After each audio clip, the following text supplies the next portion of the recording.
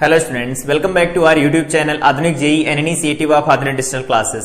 Previous class में हम लोगों ने कंप्लीट किया था कि अगर कंसेंट्रिक सेल दिए गए होते उनमें से कोई अर्थ किया गया होता है तो उस पूरे कॉन्फ़िगरेशन की कैपेसिटेंस कैसे निकाल सकते हैं। साथ में हम लोगों ने देखा था कि अगर किसी भी कैपेसिटर की प्लेट के बीच में कोई डाइलेक्ट्रिक स्लैब इंसर्ट की जाती है तो वर्क डन कैसे कैलकुलेट किया जाता है। तो अलग अलग केस में बैटरी कनेक्टेड रहती है, तब के केस में जब बैटरी को चार्ज करके डिस्कनेक्ट कर दिया जाता है तब वर्क डन कैसे कैलकुलेट करते हैं। साथ में कुछ क्वेश्चन प्रैक्टिस भी हम लोगों ने की थी। आज के क्लास में हम लोग देखेंगे इनफाइनाइट चेन ऑफ कैपेसिटर जब लगे होते हैं किसी भी कॉन्फ़िगरेशन में तो उसकी कैपेसिटेंस कैसे निकाली जाती है। साथ में हम लोग यहाँ पर सबसे इंपॉर्टेंट चीज डिस्कस करेंगे जो कि है किरचॉफ्स रूल किसी कैपेसिटिव सर्किट के लिए। Applications of Kirchhoff's rule in a circuit, किसी सर्किट में हम इन्हें कैसे लगा सकते हैं। अगला इंपॉर्टेंट कॉन्सेप्ट डिस्कस करेंगे हम लोग व्हिटस्टोन ब्रिज का कॉन्सेप्ट कैसे निकल के आता है। बैलेंस व्हिटस्टोन ब्रिज और अनबैलेंस व्हिटस्टोन ब्रिज को सॉल्व कैसे करते हैं उसके बारे में बात की जाएगी। साथ में एक्सटेंडेड व्हिटस्टोन ब्रिज कैसे काम करता है इसके बारे में देखेंगे। और यहां पर एक और दूसरा कॉन्सेप्ट इंट्रोड्यूस कराया जाएगा दैट इज नोडल एनालिसिस, कि नोडल एनालिसिस करके हम कैपेसिटिव सर्किट को कैसे सॉल्व कर सकते हैं। तो सबसे पहले देखते हैं आज की क्लास में कि इनफाइनाइट चेन ऑफ कैपेसिटर्स जब लगे होते हैं तो उनकी कैपेसिटेंस हम कैसे निकाल सकते हैं। तो जब भी कभी ऐसा सर्किट बन के आए कि जिसमें इनफाइनाइट कैपेसिटर्स लगे हुए होते हैं, इनफाइनाइट चेन होती कैपेसिटर्स की, तो उसमें सबसे पहले क्या करना होता है, जैसे क्लास 10th में रिपीटिंग यूनिट को क्या कर देते थे, छुपा देते थे, इक्विवेलेंट के बराबर लिख देते थे, वैसे यहां पर भी है। यहां पर जो भी ये कॉन्फ़िगरेशन दिखाया गया इस कॉन्फ़िगरेशन में देखो C1 C2 C1 C2 C1 C2 ऐसे चल रहा है। अगर यहां से बंद करके आगे को देखा जाए तो क्या ये पैटर्न रिपीट हो रहा है? ऐसा नहीं हो पा रहा है। तो अगर हम C1 और इस C2 को मिला करके इतने को इधर ढक दें इधर की तरफ तो यहां से फिर से शुरू हो गया, दोबारा से चेन शुरू हो गई, इंफिनिटी तक जा रही तो बिल्कुल सेम चेन रहेगी, उसमें कोई फर्क नहीं पड़ेगा। तो C1 C2 C1 C2 C1 C2 इस तरह से आगे चला जाएगा। इसका मतलब यहां तक जो ये यूनिट है C1 और ये C2 वाली जो यूनिट है ये रिपीटिंग यूनिट है, और रिपीटिंग यूनिट है तो इसको हम अलग से बना सकते हैं। जब भी कभी ऐसा होगा तो इस तरह से फिगर को दोबारा बना लेंगे, ये A हो जाएगा, यहां पर रिपीटिंग यूनिट हो जाएंगी, C1 हो गया, यहां पर क्या है तो यहां पर हमारे पास C2 हो जाएगा और ये पॉइंट अगेन B हो जाएगा। यहां पर इसके बाद सब कुछ रिपीट हो रहा है तो A और B के बीच जो इक्विवेलेंट कैपेसिटेंस होगी वही यहां और यहां वाले पॉइंट के बीच में इक्विवेलेंट कैपेसिटेंस होगी। तो इनको हम ऐसे लिख देते हैं, यहां पर एक कैपेसिटर ऐड कर देते हैं, ये कैपेसिटर जोड़ देते हैं, ये कैपेसिटर हो गया और इसकी वैल्यू क्या लिखेंगे तो ये हो जाएगा C3, या इसको हम लिख देते हैं CAB। ए और बी के बीच में इक्विवेलेंट कैपेसिटेंस हो गई। तो इतने बड़े सर्किट में रिपीटिंग यूनिट देखने के बाद जो कुछ भी बचता है वो इक्विवेलेंट कैपेसिटेंस हो जाएगा। तो ए और बी के बीच इक्विवेलेंट कैपेसिटेंस हो गई। अब इसी पूरे सर्किट को सॉल्व कर देना, ए और बी के बीच इक्विवेलेंट कैपेसिटेंस निकल आएगी। तो बहुत इजी हो गया। कॉम्बिनेशन ऑफ कैपेसिटर्स हम लोग ऑलरेडी पढ़ चुके हैं, उसमें पढ़ा था कि ये यहाँ पर ए बी और ये जो C2 दिया गया है ये किसमें पैरेलल में, तो पैरेलल में तो डायरेक्ट ऐड कर देते हैं। तो अगर यहां से लिखते हैं CAB, ए और बी के बीच जो इक्विवेलेंट कैपेसिटेंस आएगी इन दोनों का क्या लिखना होगा हमें, तो सबसे पहले इधर लिख लेते हैं, इन दोनों का ही लिख देते हैं, इसका और इसका। तो ये बन जाएगा C2 प्लस CAB, ये बनेगा C2 प्लस CAB बन जाएगा।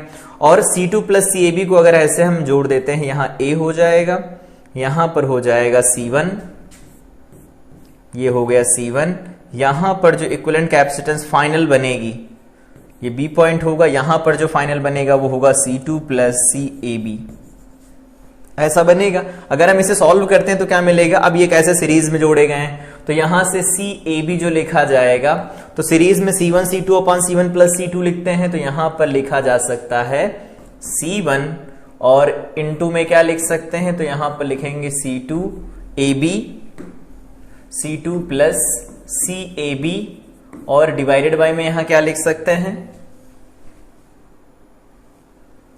तो डिवाइडेड बाय में यहां लिख सकते हैं C1 हो गया, C2 प्लस AB बन गया, यहां पर क्या लिख सकते हैं C1 plus C2 plus CAB बन जाएगा। ऐसा कुछ बनेगा।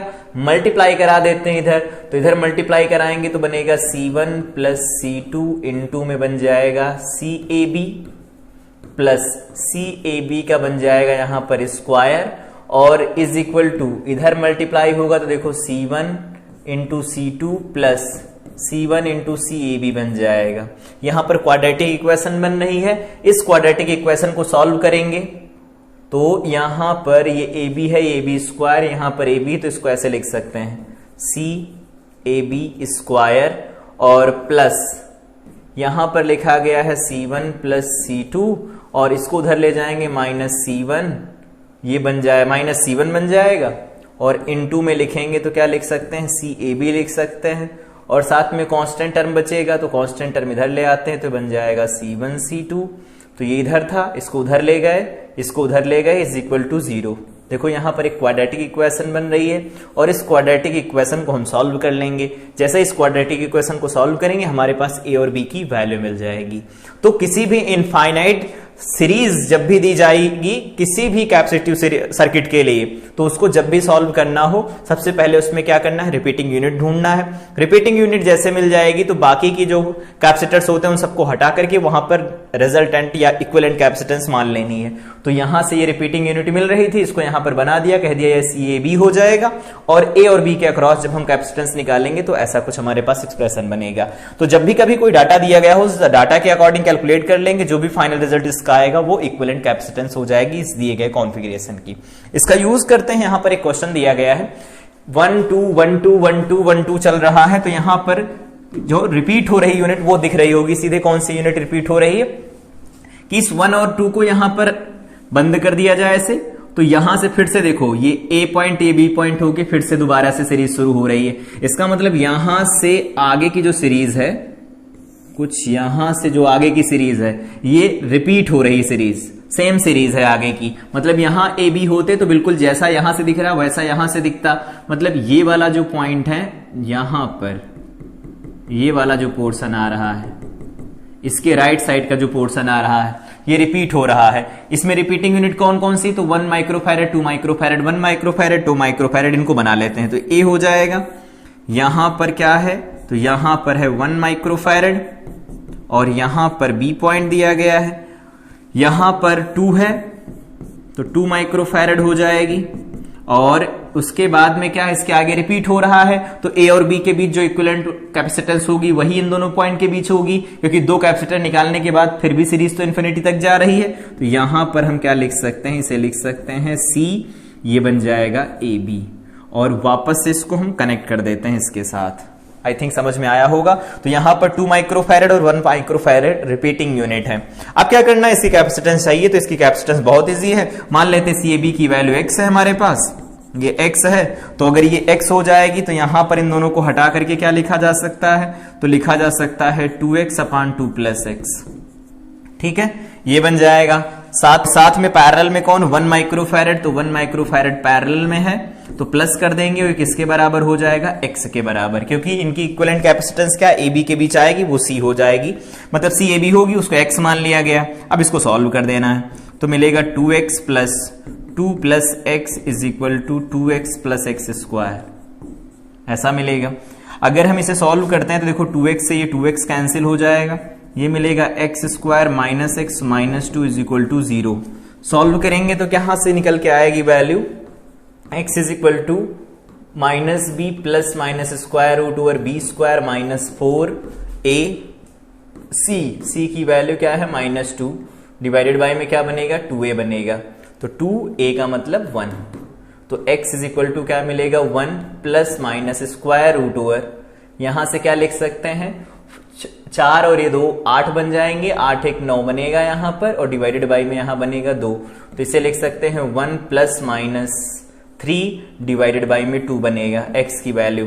अब यहां पर प्लस माइनस लेंगे तो अगर माइनस लेंगे तो ये वैल्यू -1 आएगी, नेग्लेक्ट कर देंगे, कैपेसिटेंस माइनस में तो होगी नहीं तो प्लस ले लेते हैं, तो x is equal to 1 plus 3 बन जाएगा डिवाइडेड बाय में 2 बन जाएगा, 4 डिवाइडेड बाय में 2 दैट इज 2 माइक्रोफैरेड। तो इस पूरे कॉन्फ़िगरेशन की कैपेसिटेंस इस फार्मूले से हम निकाल सकते हैं।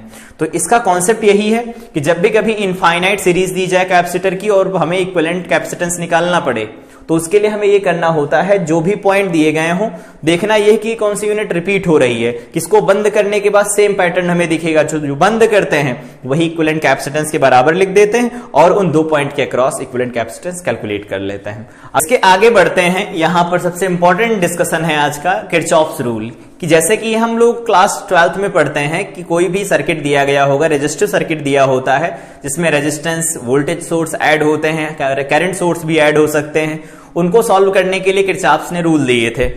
कैपेसिटिव सर्किट के लिए भी उन्होंने रूल दिए थे, उनको हम कैसे सॉल्व कर सकते हैं उसके लिए पहले की कॉन्सेप्ट देखते हैं। तो सबसे पहले अगर बात करें, किरचॉफ ने 2 रूल दिए थे किसी भी सर्किट को सॉल्व करने के लिए, कैपेसिटिव सर्किट हो चाहे वो रेजिस्टिव सर्किट हो। रूल ये था, a capacitor circuit obeys the principal of conservation of charge. ये हम लोग पहली क्लास से पढ़ते आए हैं। प्रिंसिपल ऑफ कंजर्वेशन चार्ज क्या है? किसी भी आइसोलेटेड सिस्टम का जो टोटल चार्ज होता है वो कंजर्व रहता है, that is principle of conservation of charge. The incoming charge at any junction is equal to the outgoing charge from the junction. अगर कोई जंक्शन है, जंक्शन का मतलब 3 या 3 से ज्यादा ब्रांच जहां आकर के कंबाइन हो रही हैं, उन पर जितना चार्जेस आ रहा होगा उतना ही चार्ज उस जंक्शन से पास हो रहा होगा, जा रहा होगा उससे दूर, क्योंकि किसी जंक्शन के ऊपर चार्ज एक्यूमुलेट नहीं हो सकता। चार्ज एक्यूमुलेशन के लिए कैपेसिटिव सर्किट में जरूरी है बैटरी, या फिर दूसरा हो सकता है कोई कैपेसिटर। तो कैपेसिटर और ये दोनों नहीं है, इसका मतलब क्या है? जंक्शन के ऊपर तो कोई नहीं होता, ना तो जंक्शन पर कैपेसिटर होता है ना ही बैटरी होती, तो ना बैटरी ना कैपेसिटर होने की वजह से वहां पर चार्ज एक्यूमुलेट तो हो नहीं सकता। तो जंक्शन पर अगर 5 कूलम का चार्ज आ रहा है, तो अगर 2 अलग अलग ब्रांच में डिवाइड हो रहा होगा तो वो नेट चार्ज अभी भी 5 ही रहेगा। तो ये है प्रिंसिपल ऑफ कंजर्वेशन चार्ज के ऊपर बेस्ड लॉ। इसका क्या मतलब है और इसको हम कैसे समझ सकते हैं? कुछ इस तरह समझते हैं। मान लेते हैं यहां कहीं पर एक पॉइंट दिया गया है, दैट इज पॉइंट ए। यहां पर एक कैपेसिटर लगाया गया है, ऐसा कुछ। यहां पर जंक्शन है, यहां पर एक दूसरा कैपेसिटर लगाया गया है, और यहां पर एक तीसरा कैपेसिटर लगाया गया है। ये है हमारे पास बी पॉइंट, और ये हमारे पास C1 है, ये C2 है, ये C3 है, और ये क्या दिया गया है? Point C। अलग अलग पॉइंट्स दिए गए हैं। तो ये जो लॉ है ये क्या कहता है? ये कहता है कि अगर हम यहां से, इसको थोड़ा मिटा लेते हैं, सही जगह पर लिखते हैं, इसे लिख देते हैं C1। अगर कोई चार्ज यहां से चलता है, मान लेते हैं वो चार्ज है small Q. Small Q charge A से चलता है, यहां पर जंक्शन O दिया गया है। यहां पर जब आता है तो इसके ऊपर चार्ज कैसा होगा? तो पॉजिटिव क्यू होगा, और इधर वाले के ऊपर माइनस क्यू चार्ज आएगा, क्योंकि जो कैपेसिटर की प्लेट होती है उन पर इक्वल और अपोजिट चार्जेस होते हैं। अब ये चार्ज यहां पर आ रहा, क्यू अभी भी यहां है। मान लेते हैं Q1 इधर चला गया, तो Q1 इधर जाएगा तो इसके ऊपर बनेगा Q1 प्लस का, और इसके ऊपर बनेगा माइनस का Q1। सिमिलरली यहां पर मान लेते हैं Q2 चार्ज चला गया, तो इसके ऊपर प्लस Q2 बनेगा और इसके ऊपर माइनस Q2 बनेगा। ऐसा चार्ज का डिस्ट्रीब्यूशन हम करवा सकते हैं, बहुत इजी है। Q चार्ज आया है, Q1 और Q2 में डिवाइड हो गया है। अब यहां पर जो ये रूल है किरचॉफ का, ये रूल जो कहता है वो कह रहा है कि अगर कोई भी जंक्शन दिया जाए, जो यहां पर O पॉइंट है, ये हमारा जंक्शन है, जंक्शन। अगर इस जंक्शन के ऊपर, जंक्शन का मतलब 3 या 3 से ज्यादा ब्रांच कंबाइन हो रही हैं, तो यहां पर अगर एक तरफ से क्यू चार्ज आ रहा है, उससे Q2 और Q1 चार्ज निकल रहे हैं, तो ये कहते हैं कि जो ये आइसोलेटेड सिस्टम बनेगा। आइसोलेटेड सिस्टम कौन बनेगा? एक बार दोबारा देखते हैं। आइसोलेटेड सिस्टम देखो ये बनेगा, कुछ इस तरह का ये सिस्टम है।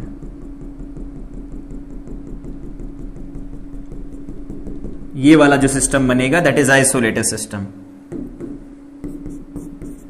आइसोलेटेड सिस्टम, और आइसोलेटेड सिस्टम का हम जानते हैं चार्ज ऑलवेज कंजर्व रहता है, यही है principal of conservation of charge. तो अगर इसका हम नेट चार्ज लिखने की कोशिश करें तो नेट चार्ज क्या लिख सकते हैं? अलजेब्रिक सम लिखना होगा हमें, यहां पर एडिटिविटी ऑफ चार्ज रहेगी। तो यहां का देखते हैं, ये वाला जो पोर्शन है अभी जो मार्क किया है व्हाइट से, इस वाले पोर्शन का देखो किसी से कोई कनेक्शन नहीं है, फिजिकल कनेक्शन। इनमें जो चार्जेस इंड्यूस हुए होंगे उनका अभी भी सम 0 ही होगा। तो ऐसे समझते हैं, ये बना है माइनस का Q, और इसके ऊपर इधर अंदर वाली प्लेट के ऊपर प्लस Q1 है, तो यहां पर हो जाएगा प्लस Q1। सिमिलरली इस वाले के ऊपर जो चार्ज होगा वो क्या होगा? प्लस Q2 होगा, और ये किसके बराबर होगा? 0 के बराबर। तो यहां से एक चीज पता चल रही, Q जो होगा वो किसके बराबर होगा? Q1 प्लस Q2 के बराबर होगा। Q क्या है? तो इनकमिंग चार्ज है, तो यहां से लिख सकते हैं Q समेसन Q, कौन सा? Incoming, is equal to summation of Q। Q क्या? आउटगोइंग। आउटगोइंग किसी भी जंक्शन पर आने वाला जो चार्ज होता है उसका अलजेब्रिक सम, और उस जंक्शन से दूर जाने वाले चार्जेस का अलजेब्रिक सम, दोनों एक दूसरे के बराबर होते हैं। यही रूल है जंक्शन रूल। इजी है, बहुत इजी है, समझ सकते हैं कि किसी भी जंक्शन के ऊपर अगर कोई चार्ज आता है, 2 अलग अलग पार्ट में डिवाइड हो रहा है, वो डिवीजन कैसा भी हो सकता है, वो डिपेंड करेगा सामने चार्ज कैपेसिटेंस कितनी दे रखी है। तो दो अलग अलग पार्ट्स में डिवाइड हुआ। तो यहां इस पॉइंट के ऊपर कोई चार्ज एक्यूमुलेट तो हो नहीं सकता कि इकट्ठा हो जाएगा, चार्ज जितना आया उतना जाना पड़ेगा। तो जितना चार्ज एंटर करेगा जंक्शन पर उतना ही चार्ज जंक्शन से बाहर जा रहा होगा। यही है फर्स्ट लॉ, जिसको हम कहते हैं जंक्शन रूल, या फिर नोडल एनालिसिस के लिए आगे हम इसे यूज करेंगे। तो ये जंक्शन रूल हो गया। तो जंक्शन रूल कैसे काम करता है कैपेसिटिव सर्किट के लिए, आई थिंक ये चीज समझ में आई होगी। इसको एक और एग्जांपल से समझते हैं, बेसिक एग्जांपल कुछ इस तरह का। यहां पर हमारे पास तीन अलग अलग पॉइंट्स दिए गए थे। ये पॉइंट्स दिया है, पॉइंट दिया है 1, ये पॉइंट हमारे पास दे रखा है 1 पॉइंट, ये हमारे पास पॉइंट है 2 और ये पॉइंट दिया है 3। तीन अलग अलग पॉइंट्स दिए हैं इनके बीच। तो यहां ये तीन अलग अलग पॉइंट्स दिए गए हैं। इन तीन अलग अलग पॉइंट्स के रेस्पेक्ट में क्वेश्चन ये है कि जो जंक्शन पॉइंट होगा इसका पोटेंशियल बताना है। तो जंक्शन पॉइंट का पोटेंशियल बताना बहुत इजी रहता है। कैसे बता सकते हैं, देखो यहां से अगर यहां पर कोई चार्ज एंटर करता है, यहां कहीं चार्ज कोई एंटर करे, तो चार्ज अगर एंटर करेगा, मान लेते सपोज वो कितना चार्ज है, तो वो चार्ज दिया गया है क्यों, ये क्यों चार्ज एंटर करता है, तो इस पर हो जाएगा प्लस क्यों, तो इस पर हो जाएगा माइनस क्यों। आई थिंक समझ में आया होगा। फिर दूसरा, यहां पर चार्ज मान लेते हैं कितना जा रहा है, तो ये जा रहा है Q2, तो इसके ऊपर हो जाएगा प्लस Q2 और इधर वाले पर हो जाएगा माइनस Q2। सिमिलरली इधर जा रहा है मान लेते हैं Q3, तो अगर इधर, एक मिनट, इनके नंबर थोड़ा अलग लिख लेते हैं, इधर जा रहा है Q3, तो इस पर प्लस Q3 बन जाएगा और इधर वाले पर माइनस Q3 बनेगा अंदर वाली प्लेट के ऊपर। सिमिलरली इधर अगर Q2 आएगा तो इधर प्लस Q2 बनेगा और इधर माइनस Q2 बन जाएगा। ऐसा बन सकता है, बिल्कुल बनेगा। और इसे हम अगर सॉल्व करते हैं तो कैसे सॉल्व कर सकते हैं, पोटेंशियल निकालना है हमें ओ का पोटेंशियल कितना होगा, तो मान लेते हैं ओ का पोटेंशियल क्या है, दैट इज वी पोटेंशियल है। तो अगर वी पोटेंशियल होगा तो यहां पर हम चार्जेस लिख सकते हैं। कैसे, अगर इस आइसोलेटेड सिस्टम लिखें, फॉर आइसोलेटेड सिस्टम, अभी हम लोगों ने देखा फॉर आइसोलेटेड सिस्टम, किसी आइसोलेटेड सिस्टम के लिए जो नेट चार्ज होता है दैट इज कंजर्व रहेगा। तो यहां से माइनस क्यों, यहां से क्या होगा प्लस Q3 और यहां से प्लस Q2, तो प्लस Q2 और प्लस Q3 ये आइसोलेटेड है, बराबर में 0 लिख देंगे। तो हमारे पास यहां पर जो रिजल्ट आएंगे क्यू के, तो क्यू की वैल्यू हम लिख क्या सकते हैं वैसे, तो क्यू की वैल्यू कैसे लिख सकते हैं, पता है Q इज इक्वल टू लिखा जाता है C इंटू V होता है पोटेंशियल का डिफरेंस। तो क्या लिख सकते हैं यहां वापस, तो क्यों कहां है, यहां से यहां तक फ्लो कर रहा है और यहां पोटेंशियल का डिफरेंस कितना है, दैट इज V1 माइनस, तो पहले ये माइनस लगा देते हैं, ये हो जाएगा V1 माइनस V और ये हो गया V और हो जाएगा इसकी कैपेसिटेंस, तो कैपेसिटेंस कितनी दे रखी C1 प्लस Q2 के पास चलते, Q2 यहां से यहां फ्लो कर रहा, तो ये V माइनस V2 है और साथ में क्या लिखा गया है इसका चार्ज, तो इसका चार्ज तो Q इंटू C लिखा जाएगा, तो C हो गया, यहां पर C2 से मल्टीप्लाई C2 इंटू V हो गया, प्लस Q3 कहां, तो यहां से यहां फ्लो कर रहा है, तो V माइनस ये लिखा जाएगा V3 और इसको मल्टीप्लाई करा देंगे C3 से, ये क्या होगा 0 बनेगा। तो यहां पर Q की वैल्यू लिख दिया है, Q2 की, Q3 की वैल्यू लिख दिया और इनका सबका सम 0 होगा according to principle of conservation of charge. अब क्या करना है, इसको सॉल्व कर लेना है। तो अगर हम इसको सॉल्व करते हैं तो क्या मिलेगा, यहां से देख सकते हैं ये वैल्यू मिल जाएगी VC2, इधर वाले मल्टीप्लाई करा रहे हैं, माइनस C2 V2 और उसके बाद में इधर क्या मिलेगा VC3 माइनस C3 V3 और उसके बाद में इधर वाला उधर जाएगा तो क्या बनेगा V1 C1 और माइनस माइनस बन जाएगा, उधर जाएगा माइनस VC1, ऐसा बनेगा। देखो इस पूरे पोर्शन को उधर भेज दिया, ये जो लोग इधर थे इनको मल्टीप्लाई करा दिया। इसमें जो V है उसको कॉमन ले लेते हैं, तो V को अगर कॉमन ले लिया जाए तो यहां से क्या लिख पाएंगे हम लोग, टेक V कॉमन, तो अगर यहां से V कॉमन ले लिया जाए तो देखो यहां पर V है, एक V यहां एक V वहां है, तो ऐसा बन जाएगा VC2, साथ में बनेगा VC3 और इस वाले को उधर ले जाते हैं तो बन जाएगा plus VC1 is equal to, यहां पर देखो C1 V1, यहां पर बन जाएगा C2 V2 C3 V3, तो ये बन जाएगा C1 V1 plus C2V2 plus C3V3 बन जाएगा। और अगर यहां से V निकालें, जंक्शन का पोटेंशियल V, तो यहां से डायरेक्ट लिख सकते हैं C1V1 plus C2V2 plus C3V3 divided by में क्या मिलेगा, तो डिवाइडेड बाई में यहां से लिख सकते हैं, वैल्यू मिल जाएगी C1 plus C2 plus C3। I hope ये सारी चीजें समझ में आ रही होंगी। तो जब भी कभी हमें जंक्शन रूल अप्लाई करना होगा, पहले हम चार्जेस लिखेंगे according to conservation of charge. उसके बाद में क्या करेंगे, चार्ज की वैल्यू लिखेंगे Q is equal to CV से, जहां V होगा पोटेंशियल का डिफरेंस, और पोटेंशियल के डिफरेंस के साथ रिलेट करेंगे जो भी अननोन पॉइंट होगा उसका पोटेंशियल हम एज्यूम कर लेंगे, और उस एज्यूम किए गए पॉइंट का पोटेंशियल कुछ इस तरह से निकल के आएगा। तो ये है जंक्शन का पोटेंशियल, पोटेंशियल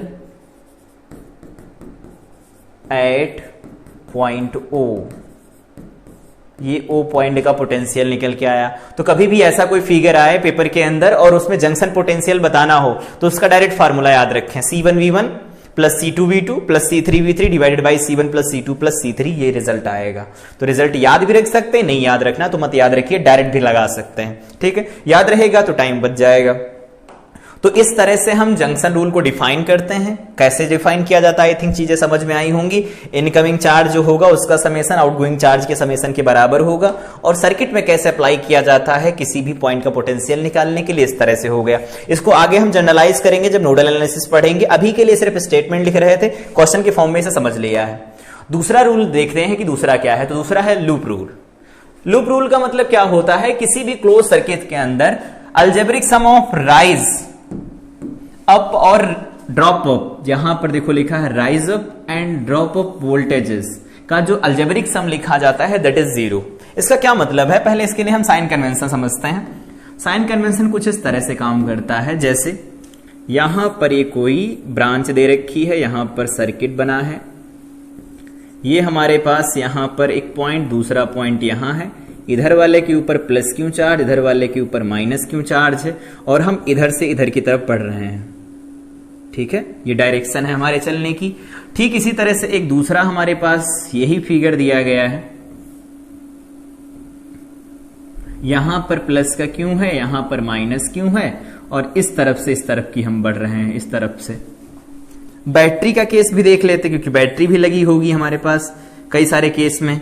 तो यहां पर कुछ इस तरह से इधर से इधर की तरफ बढ़ रहे होंगे, और यहां पर इस बैटरी का EMF E है, और यहां पर एक कुछ इस तरह का केस लगा होगा जिसमें कि हम लिख पाएंगे इधर छोटा डंडा, इधर बड़ा डंडा, ठीक है। इधर लोअर पोटेंशियल, उधर हायर पोटेंशियल, इसका भी वोल्टेज E है, और हम बढ़ किधर से किधर की तरफ रहे हैं, तो हम इधर से इधर की तरफ इस बार बढ़ रहे हैं। तो ये साइन कन्वेंशन है, ये याद रखना है। ऑल्दो ये साइन कन्वेंशन भी याद नहीं रखना है, सर्किट में कैसे काम करते हैं ये रूल हम डायरेक्ट अप्लाई करना सीखेंगे। तो लेकिन यहां लिख रहे हैं तो लिख देते हैं कि एक पॉइंट से दूसरे पॉइंट तक जा रहे हैं, पहली प्लेट प्लस मिली, दूसरी प्लेट माइनस मिली, तो यहां पर क्या होता है, drop up voltage, drop up voltage हो जाए, ड्रॉप अप वोल्टेज हो गया, क्योंकि यहां पॉजिटिव प्लेट से नेगेटिव प्लेट की तरफ बढ़ेंगे, तो ड्रॉप अप वोल्टेज जो लिखा जाएगा उसे क्या लिखेंगे हम, अगर इसकी कैपेसिटेंस C है तो इसे लिख देंगे हम Q/C विद नेगेटिव साइन, ऐसा लिखा करेंगे drop up voltage.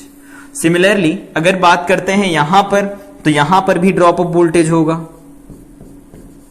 Drop up voltage, तो इसे क्या लिखा जाएगा, -E के बराबर EMF होता है जिससे वोल्टेज का वोल्टेज लिखा जाता है किसी बैटरी के अक्रॉस। तो बैटरी के अंदर जो उसका केमिकल होता है जिसको हम कहते हैं इलेक्ट्रोलाइट, इलेक्ट्रोलाइट भी रेजिस्टेंस लगाता है जब सेल से करंट फ्लो करती है, उसको जब कंसीडर कर लिया जाता है तो नेट जो लिखा जाता है वोल्टेज बैटरी के टर्मिनल के अक्रॉस, उसे हम कहते हैं EMF, इलेक्ट्रोमोटिव फोर्स कहा जाता है। इसको हम लोग करंट इलेक्ट्रिसिटी में डिटेल में पढ़ेंगे, लेकिन अभी के लिए ये जैसे लिखते थे बैटरी का वोल्टेज भी वैसे मान के चलने E है ये, ठीक है। और उसी तरह इधर वाले में लिखें तो यहां से माइनस से प्लस की तरफ बढ़ रहे हैं, तो यहां पर ड्रॉप नहीं होगा, राइज अप होगा,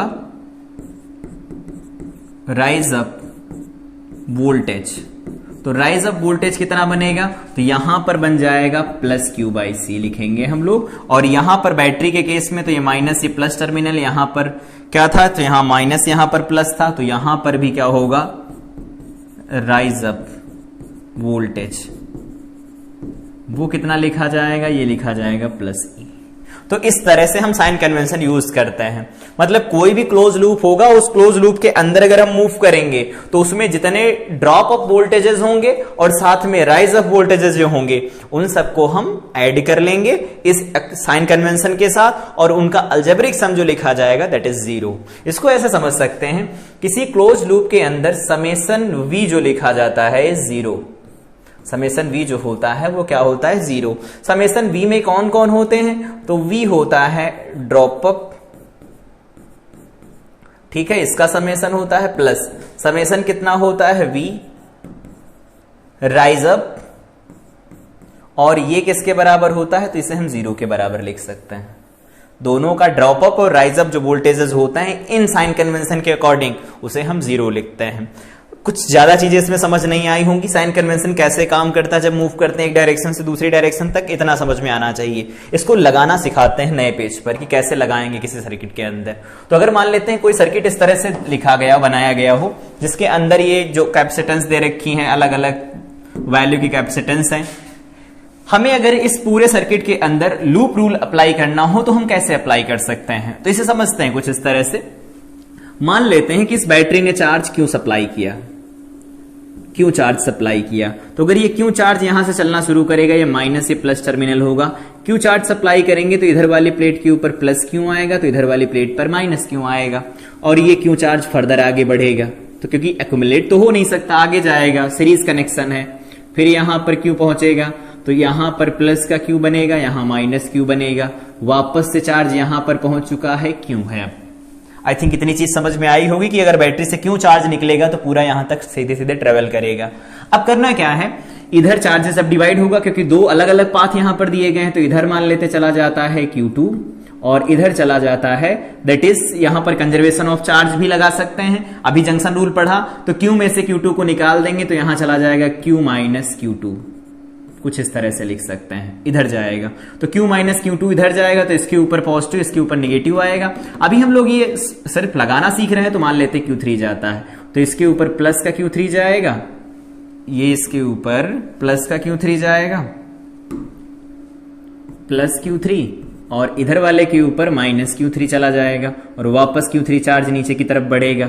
सिमिलरली यहां पर क्या होगा, प्लस Q3 जाएगा, Q2 जाएगा, और यहां पर माइनस Q2 जाएगा, और Q2 वापस इधर आगे की तरफ बढ़ेगा, वापस नीचे की तरफ बढ़ेगा, तो प्लस Q2, यहां माइनस Q2 जाएगा, और वापस आकर के बैटरी के अंदर जाएगा Q2, और फिर वापस इधर आएगा और कंबाइन होकर Q बन के आगे चला जाएगा। तो इस तरह से हम चार्जेस को बांट सकते हैं। अगर नहीं समझ में आया तो ये दोबारा समझते हैं, क्यों चार्ज यहां से चला, यहां से यहां तक जाएगा, दूसरा रास्ता तो है नहीं, जाना पड़ेगा उसे, सीरीज कनेक्शन में चार्जेस सेम हो गया। फिर यहां पर दोबारा डिवाइड होगा, तो जैसे ही डिवाइड होगा Q2 चार्ज इधर पूरा चला जाएगा, Q3 चार्ज इधर चला जाएगा। अब जो यहां पर अभी हम लोगों ने जंक्शन रूल पढ़ा, इन्होंने कहा क्लोज लूप, क्लोज लूप के अंदर अगर बात करेंगे तो यहां देखो क्लोज लूप है, ये देखो क्लोज लूप है, ये देखो क्लोज लूप है, मतलब चारों तरफ से बंद होना चाहिए, कंटिन्यूअस फ्लो होना चाहिए चार्ज का। तो चार्ज का अगर कंटिन्यूअस फ्लो होगा तो हम यहां पर क्या लिख सकते हैं, कुछ इस तरह से देखो लिखेंगे।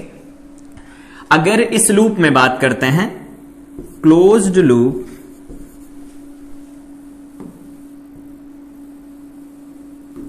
क्लोज्ड लूप, कौन सा लूप ले लेते हैं, मान लेते हैं AEFBA, AEFBA, जहां से चलेंगे वहीं वापस आना है। तो अगर इस लूप में हम चलना शुरू करें, यहां से यहां चलते हैं, साइन कन्वेंशन रिपीट करेंगे, दोबारा देखते रहना। ए से जब ई की तरफ बढ़ेंगे तो क्या होगा, पॉजिटिव से निगेटिव प्लेट की तरफ बढ़ेंगे, तो पॉजिटिव से निगेटिव प्लेट की तरफ बढ़ते हैं तो क्या होता है, ड्रॉप अप होता है, ड्रॉप ऑफ वोल्टेज लिखा जाएगा, ड्रॉप होगा, तो ड्रॉप को हम नेगेटिव साइन से लिखेंगे तो क्या लिख सकते हैं, जब भी कभी क्लोज लूप लिखना होगा, जैसे मान लेते हैं VA से चलना शुरू किया, VA लिख दिया इसका पोटेंशियल, और यहां पर आगे हम क्रॉस कर रहे हैं प्लस से माइनस, तो यहां का वोल्टेज लिखेंगे Q/C, तो C क्या लिखा जाएगा, C1 होगा। इसी तरह से वापस जब यहां आएंगे, इधर की तरफ बढ़ेंगे, तो पॉजिटिव से निगेटिव प्लेट की तरफ बढ़ रहे हैं, यहां पर भी लिखना पड़ेगा हमें Q3/C3, Q/C होता है वोल्टेज, ये वोल्टेज, ये वोल्टेज, ये वोल्टेज। अब वापस जब इधर बढ़ेंगे तो बैटरी में देखो पॉजिटिव से निगेटिव बढ़ रहे हैं, प्लस लिखना पड़ेगा, तो प्लस लिखेंगे, ये E1 हो जाएगा, क्योंकि बैटरी में देखो माइनस से जब प्लस की तरफ बढ़ते हैं तो राइज ऑफ वोल्टेज आता है, और राइज ऑफ वोल्टेज को हम पॉजिटिव लिखेंगे। फिर यहां से देखो, यहां से चले यहां पहुंचे, यहां से चले यहां पहुंचे, यहां से यहां पहुंचे, अब ऊपर जाना है ए की तरफ। तो यहां पॉजिटिव से नेगेटिव प्लेट की तरफ जाएंगे तो यहां पर फिर से लिखना पड़ेगा Q/C2। और कहां पर पहुंच गए हम लोग, दोबारा ए पर पहुंच गए, तो ये बराबर हो जाएगा VA के। जहां पहुंच गए वहां के पोटेंशियल के बराबर हो जाएगा। अब अगर इसको देखें तो देखो VA और VA कैंसिल हो जाएंगे।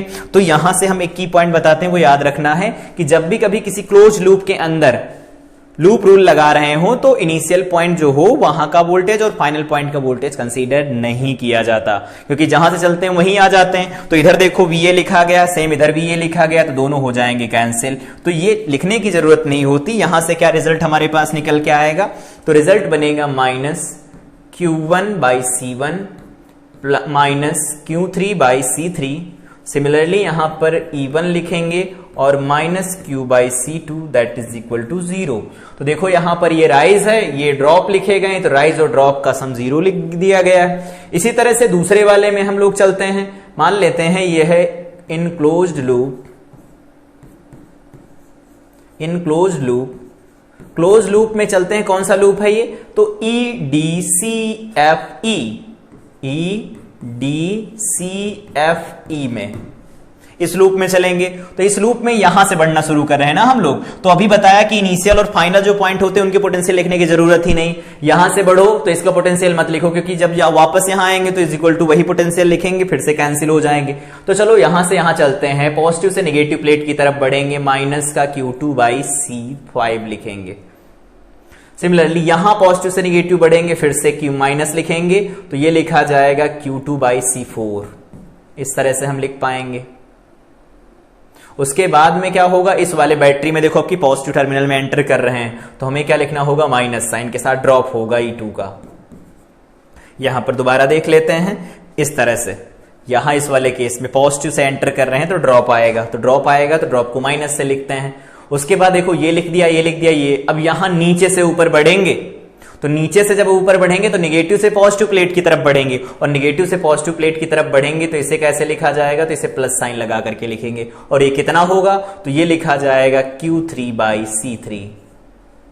यहां पर पॉजिटिव से नेगेटिव, पॉजिटिव नेगेटिव, यहां पर पॉजिटिव से नेगेटिव सब ड्रॉप हो गए, यहां नेगेटिव से पॉजिटिव, यहां पर राइज होगा वोल्टेज, और इज इक्वल टू में क्या लिखेंगे, 0 लिख देंगे। तो हमारे पास ये इक्वेशन बन गई, ये दूसरी इक्वेशन बन गई। अगर हमें वैल्यू निकालनी सर्किट के अंदर कितना चार्ज फ्लो कर रहा है तो ये वैल्यू निकाल सकते हैं। एक कॉन्सेप्ट यहां पर और यूज कर सकते हैं, अननोन यहां 3 दिख रहे होंगे, 2 ही चाहिए अननोन, तो तीसरे अननोन के लिए ई पॉइंट पर लगा देते हैं। एट जंक्शन, फिगर में देखेंगे, at junction E according to junction rule. Junction rule क्या कहता है, जंक्शन रूल कहता है किसी भी जंक्शन पर आने वाला जो चार्ज होता है जाने वाले चार्जेस के बराबर होता है। या फिर ऐसे लिख देते हैं, यहां पर -Q, यहां पर +Q2, यहां पर +Q3, तो यहां पर -Q plus Q2 plus Q3 किसके बराबर होगा, 0 के। तो यहां से देखो Q की वैल्यू क्या निकल के आएगी, Q2 प्लस Q3 के बराबर निकल के आएगी। ये हो गई तीसरी इक्वेशन। 3 इक्वेशन 3 अननोन दिए गए हैं, इजिली सॉल्व कर सकते हैं। लीनियर इक्वेशंस दी गई हैं, क्लास 10th में भी सॉल्व करना सीखते हैं, तो सॉल्व कर सकते हैं कि नहीं, 2 को एलिमिनेट कर देंगे, फर्दर इनको सॉल्व कर लेंगे। तो इस तरह से किरचॉफ्स रूल लगाए जाते हैं किसी सर्किट के अंदर। कभी भी हमें जंक्शन रूल अप्लाई करना हो तो जंक्शन रूल अप्लाई कर लेंगे, मेश रूल लगाना हो या लूप रूल लगाना हो तो लूप रूल लगा सकते हैं। लूप रूल लगाएंगे तो हमें साइन कन्वेंशन यूज करना पड़ेगा। साइन कन्वेंशन कैसे था, तो यहां पर हम लोगों ने डिस्कस किया, यहां सिर्फ डिस्कस किया साइन कन्वेंशन क्या था, और यहां पर अप्लाई करना सीखा हमने अलग पेज पर, तो यहां पर अप्लाई करना सीख लिया है। अब अगर किसी सर्किट में इनका यूज किया जाए तो सबसे पहले यहां पर एक फिगर दिया गया है, 3 uncharged capacitor of capacitance C1 C2 C3 are connected. यहां पर आर कनेक्टेड का मतलब ये वाला आर कनेक्टेड है, are connected to one another as shown in figure, find the potential at O। O का पोटेंशियल क्या होगा ये वैल्यू हमें बतानी है। तो अगर O का पोटेंशियल यहां से लिखते हैं तो हम क्या लिख सकते हैं, O का पोटेंशियल। O का पोटेंशियल लिखने के लिए एक तो तरीका है कि हम पूरा प्रोसेस लगाएं, यहां पर जंक्शन रूल लगाएं कि यहां का पोटेंशियल V है, यहां से Q चार्ज चलता है तो इसके ऊपर प्लस Q होगा, इसके ऊपर माइनस Q होगा। सिमिलरली यहां पर मान लेते हैं चार्ज कितना जा रहा है, Q2 जा रहा, तो इसके ऊपर प्लस Q2, इसके ऊपर माइनस Q2 बनेगा। इधर जा रहा है Q3 चार्ज, तो इसके ऊपर प्लस Q3 बनेगा, इसके ऊपर माइनस Q3 चार्ज बनेगा। यही तो चीजें समझ में आ रही होंगी। तो अगर इन सबको हम लिखेंगे तो यहां कंजर्वेशन ऑफ चार्ज से लिखेंगे फॉर आइसोलेटेड सिस्टम। यहां पर क्या लिखेंगे, solution for isolated system. Isolated system के लिए नेट चार्ज क्या होगा, जीरो रहेगा, पहले जीरो था तो माइनस क्यू था यहां का, इस प्लेट का, इसका प्लस Q2, उसका प्लस Q3, तो प्लस Q2 प्लस Q3 किसके बराबर, जीरो के बराबर। यहां वैल्यू पुट कर देते हैं। क्यों का मतलब क्या है, यहां से यहां तक जाने वाला चार्ज क्या होता, C इंटू वी, तो C हो गया हमारे पास 60 माइक्रोफैरड में दिया, बाद में बदलना होगा, बदल लेंगे। 60 माइक्रोफैरड हो गया।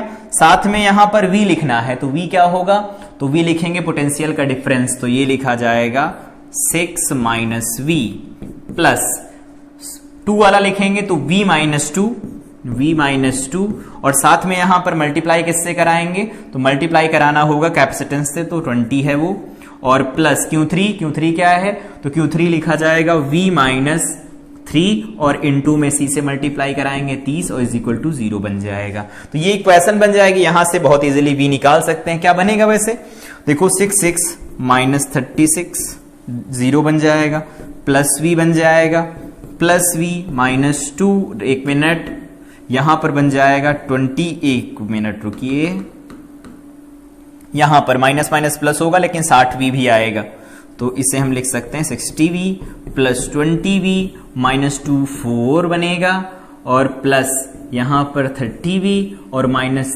339 बन जाएगा, इज इक्वल टू 0 बनेगा। इक्वेट कर लेते हैं, तो यहां पर देखो 60 है, 20 80 हो गया, 80 30 कितना होता है, 80 30 होता है 110 वोल्ट मतलब V है, और इज इक्वल टू में क्या लिखेंगे, तो बराबर में इधर चला जाएगा, 360 है ये, और ये 40 400 हो जाएगा, 400 ये लिखा गया है, और ये 490 बन जाएगा, ऐसा कुछ बनेगा।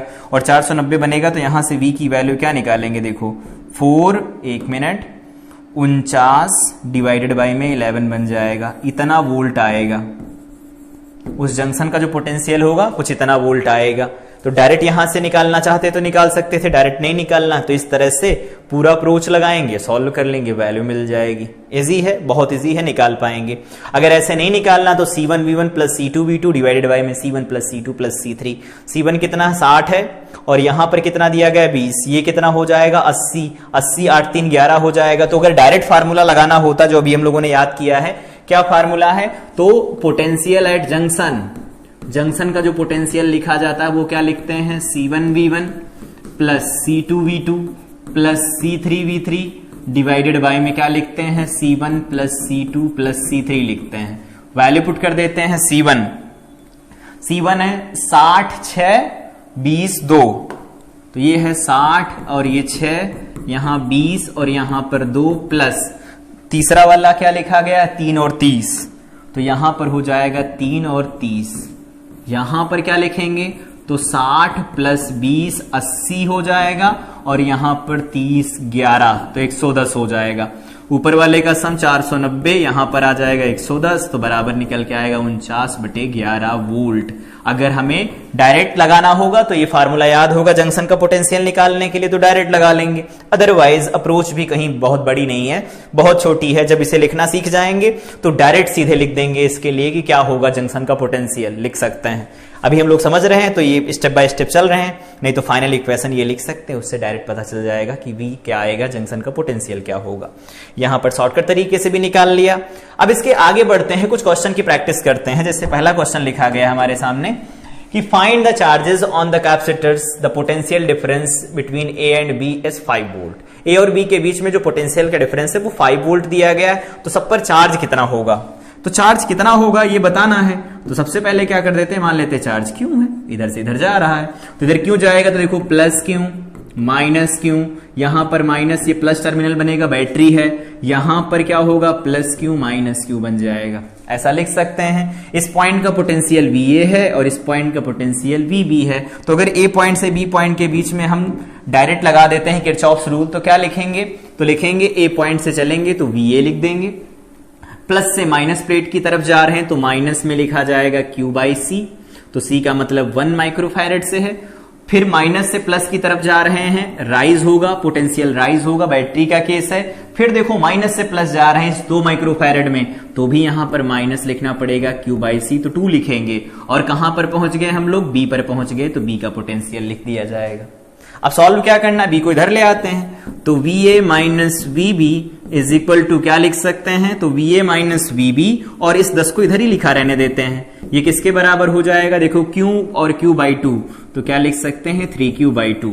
VA माइनस VB का मतलब क्या है, A और B के बीच पोटेंशियल, तो वो 5 दिया गया है, तो 5 + 10 इज इक्वल टू 3Q/3 बनेगा, 1 मिनट, 3Q/2 बनेगा भाई, ये बनेगा 3Q/2, क्योंकि देखो यहां पर 1 है, यहां पर आधा है, 1.5 बनेगा, 3Q/2 बन जाएगा, ऐसा कुछ। तो यहां पर बन गया देखो 15, और यहां 2 को मल्टीप्लाई करा देते हैं, यहां बनेगा 3Q, तो इंप्लाइज दैट देखो 30/3 क्या निकल के आएगा, Q is equal to 10 microcoulomb. ये हमारे पास रिजल्ट मिल जाएगा। तो अगर हमें किरचॉफ्स रूल आते होते तो किसी भी कैपेसिटिव सर्किट को बहुत इजी तरीके से सॉल्व कर सकते हैं। साइन कन्वेंशन जो बताया वो बिल्कुल याद रखेंगे। पॉजिटिव प्लेट से नेगेटिव प्लेट की तरफ एंटर करेंगे, कैपेसिटर के अंदर माइनस साइन के साथ ड्रॉप लिखेंगे, ठीक है। और अगर पॉजिटिव से नेगेटिव की तरफ ना जाकर नेगेटिव से पॉजिटिव की तरफ जाएंगे तो प्लस साइन के साथ लिखेंगे। बैटरी के प्लस में अगर एंटर करेंगे तो ड्रॉप लिखा जाएगा, और बैटरी के माइनस में एंटर करेंगे तो राइज लिखा जाएगा। इसके बाद अगले क्वेश्चन की तरफ बढ़ते हैं। लिखा है कि VA और VB बताना है, इनका डिफरेंस बताना है, A और B पॉइंट के बीच में पोटेंशियल का डिफरेंस बताना है। नोडल एनालिसिस जब अभी हम पढ़ेंगे तो इसको बहुत इजीली कर सकते हैं। अगर नहीं करना है तो यहां पर लूप रूल लगा करके इसे सॉल्व कर सकते हैं। Q1 और Q2 चार्जेस मानेंगे, Q1 Q2 Q3 चार्जेस मानेंगे, उनकी इक्वेशन बनाएंगे, सॉल्व कर सकते हैं। जैसे कि अभी यहां पर हम लोगों ने सॉल्व किया था, इधर अभी जो यहां पर हम लोगों ने डिस्कशन किया था, ये वाला डिस्कशन, इस तरह से भी सॉल्व कर सकते हैं। अगर इस तरह नहीं सॉल्व करना चाहते हैं तो थोड़ी देर इंतजार करेंगे, अभी नोडल एनालिसिस जब हम पढ़ लेंगे तो दोबारा इस क्वेश्चन को सॉल्व करेंगे। तो उससे पहले हम यहां पर डिफाइन करते हैं कि व्हीटस्टोन ब्रिज क्या होता है। तो व्हीटस्टोन ब्रिज जब भी कभी भी हमें 5 अलग अलग कैपेसिटर्स का कॉम्बिनेशन दिखाई देता है तो एक डाउट होता है कि वो व्हीटस्टोन ब्रिज होगा या नहीं होगा। व्हीटस्टोन ब्रिज होता है तो वहां पर कॉन्सेप्ट हमारे कुछ डिफरेंट हो जाते हैं। तो व्हीटस्टोन ब्रिज पहले होता क्या वो समझते हैं, उसके बाद इसके बैलेंस व्हीटस्टोन ब्रिज की कंडीशन हम लोग बाद में कैलकुलेट करेंगे। तो अनबैलेंस कोई है उसकी कैलकुलेशन करने की कोशिश करते हैं। जैसे कुछ इस तरह का यहां पर ऐसा दिया गया है, एक कैपेसिटर, यहां पर एक दूसरा कैपेसिटर दिया गया है, ठीक है। यहां पर हमारे पास एक तीसरा हो गया, ये चौथा कैपेसिटर दिया गया है, और उसके बाद में इधर एक और कैपेसिटर लगा है, ये कैपेसिटर लगाया गया है, और यहां से टर्मिनल 2 बाहर निकाले गए हैं। ये टर्मिनल A है और ये टर्मिनल B है, ठीक है। अगर बात करते हैं कि बैटरी के टर्मिनल की, यहां कहीं पर कहीं अगर हम बैटरी लगा लेते हैं, ऐसी कोई बैटरी है हमारे पास जो V वोल्टेज अप्लाई करती है इसके अक्रॉस, और इनके जो कैपेसिटेंस दे रखी हैं C1 C2 C3 हैं, तो ये हमारे पास दे रखा है C1, ये दे रखा है C2, ये दे रखा है C3, ये दे रखा है C4, और ये जो बीच में कैपेसिटर लगा है दैट इज C5। अलग अलग कैपेसिटर्स दिए गए हैं। अब करना क्या है हमें, यहां का पोटेंशियल V है, और अगर हम बात करें कि पॉइंट पोटेंशियल मेथड, जो कि आगे हम लोग डिटेल में बात करेंगे, अभी समझते हैं कि अगर इसका पोटेंशियल का डिफरेंस V है, इसका मतलब अगर इधर वाले पॉइंट का पोटेंशियल V तो इधर वाले का 0, तो इधर वाले का V होगा, तो यहां पर देखो कोई बदलने वाला तो है नहीं, यहां से यहां तक का सेम रहेगा। इसका मतलब है यहां पॉइंट हो या ये दूसरा पॉइंट हो, इनका भी पोटेंशियल सेम रहेगा, जो कि बैटरी का पोटेंशियल होगा। सिमिलर वहां यहां है, इधर का पोटेंशियल अगर 0 मानेंगे, सब जगह का 0 रहेगा, तो इस वाले पॉइंट का 0 वोल्ट बन जाएगा, इस वाले पॉइंट का भी 0 वोल्ट बन जाएगा। इस तरह से हम पोटेंशियल को इसके अक्रॉस बांट सकते हैं। अब अगर यहां पर V और ये बन गए, यहां का पोटेंशियल मान लेते हैं कितना है, तो वो दिया गया हमारे पास X, और यहां का पोटेंशियल दिया गया दैट इज Y। नहीं पता क्या है, X और Y मान लेते हैं। तो अगर X Y मान लेंगे तो यहां पर हम कैलकुलेशन अब कर सकते हैं बहुत इजीली। कैसे, यहां पर मान लेते हैं चार्ज जा रहा है Q1, या फिर क्यों जा रहा है, Q1 मान लेते हैं, Q1 चार्ज जा रहा है, और Q1 चार्ज यहां से यहां आगे बढ़ेगा तो ये चार्ज इस तरह से कुछ वापस आएगा। Q1 चार्ज इधर चला गया, Q2 चार्ज इधर जा रहा है, Q3 चार्ज इधर जा रहा है और Q4 चार्ज इसके अंदर जा रहा है, ऐसा कुछ। उसके बाद में यहां पर क्या होगा, इधर से Q2 इधर से Q3 आ रहा है और इधर से Q3 आएगा, वापस से Q चार्ज चला जाएगा। तो यहां जो बैटरी चार्ज सप्लाई कर रही थी अगर वो Q था तो बाद में भी Q चार्ज वापस यहां से जाएगा। अब इन चार्जेस को कैसे लिख सकते हैं, तो यहां पर अगर हम लिखते हैं ये Q2 चार्ज यहां बढ़ेगा तो मान लेते हैं इधर जा रहा है Q3 हो गया, Q4 इधर जा रहा है तो Q4 इधर जाएगा, Q3 ऊपर से आया, मिल करके बन जाएंगे Q और वापस चले जाएंगे बैटरी के अंदर। अब हमें यहां पर आइसोलेटेड पॉइंट देखने हैं और उन पर लगाना है नोडल एनालिसिस। तो नोडल एनालिसिस अभी हम लोगों ने देखा, लूप जंक्शन रूल अप्लाई तभी करते हैं किसी भी इस वाले जंक्शन पर अगर जंक्शन रूल अप्लाई करेंगे तो यहां पर क्या होगा, -Q1 बनेगा, यहां पर क्या बनेगा, प्लस का Q3 बनेगा और इस वाले पर बन जाएगा प्लस का Q3। ये Q3 दो बार लिखे हैं, इसे हम लिख लेते हैं Q, कुछ अलग वैल्यू लिख देते हैं, ये वाली, ये Q3 इधर आ रहा है, उधर वाले को लिख देते हैं Q4 या Q5 लिख लेते हैं, इसे हम Q5 लिख लेते हैं, ठीक है। तो ये Q1 Q2 Q3 Q4 हो गया और ये Q5 हो गया, Q वापस चला गया। तो यहां पर जो चार्ज बना, इसकी माइनस प्लेट इसकी प्लस प्लेट, उधर वाले की माइनस प्लेट ये आएगी, ये प्लस प्लेट आ जाएगी, ऐसा कुछ होगा इसके साथ। यहां पर बनेगा Q5। अगर इस पॉइंट के ऊपर देखें तो आइसोलेटेड वाले जोन को देखें तो ये प्लेट ये प्लेट ये प्लेट आइसोलेटेड, किसी से कनेक्टेड नहीं, तो इनका नेट चार्ज 0 लिख सकते हैं। तो क्या लिखेंगे, -Q1 और प्लस Q3 और वापस चलते हैं तो इधर वाला लिखेंगे तो क्या लिख सकते हैं, तो प्लस Q5 किसके बराबर, 0 के बराबर। और अगर Q = CV लगाएं तो क्या लिख सकते हैं, तो -Q, Q कहां से कहां जा रहा है, तो यहां से यहां जा रहा है, तो पोटेंशियल का डिफरेंस V - X बनेगा। आई थिंक समझ में आया होगा। साथ में मल्टीप्लाई किससे कराना, तो मल्टीप्लाई कराना है C1 से, तो C × V हो गया। Q3 कहां जा रहा, तो यहां से जा रहा, तो ये लिखा जा सकता है X माइनस, ये कैसे लिखेंगे, हाँ X - Y × C, C तो लिखा जाएगा C5। सिमिलरली आगे बढ़ते हैं तो आगे लिखेंगे Q5 यहां से यहां जा रहा है, इसे क्या लिख सकते हैं, तो ये लिखा जाएगा X - 0 और इनटू में लिखेंगे C5 C3, ये क्या है C3 = 0 बन जाएगा। पहली इक्वेशन बन गई इस वाले नोड के लिए, सिमिलरली इसी वाले के लिए तो बना सकते हैं दूसरी, तो दूसरी इक्वेशन यहां से बनाएंगे, ये हो गई हमारे पास इक्वेशन नंबर फर्स्ट। इस वाले में देखेंगे तो Q2 इधर जा रहा तो -Q2 इधर आएगा तो -Q2 हो गया, और इधर देखो क्या बनेगा, तो -Q3 बनेगा, ये बन जाएगा Q2 माइनस का और इधर बन जाएगा माइनस का Q3, ऐसा बनेगा। और इधर वाले पर बनेगा प्लस का Q4 = क्या, 0 बनेगा, तो -Q2, तो Q2 बन रहा है V - Y, यहां से यहां तो V - Y बन जाएगा। और साथ में क्या लिखेंगे, C2 और दूसरा लिखेंगे माइनस, यहां पर क्या बनेगा, Q3 में यहां X - Y लिखेंगे, तो यहां लिखेंगे X - Y × में लिखेंगे C5।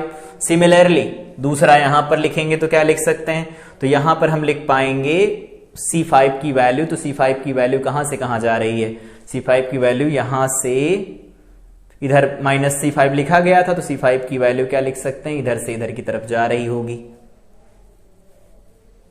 हमें लिखना था Q2 तो Q2 लिख दिया, Q3 लिखना था तो Q3 लिख दिया हम लोगों ने।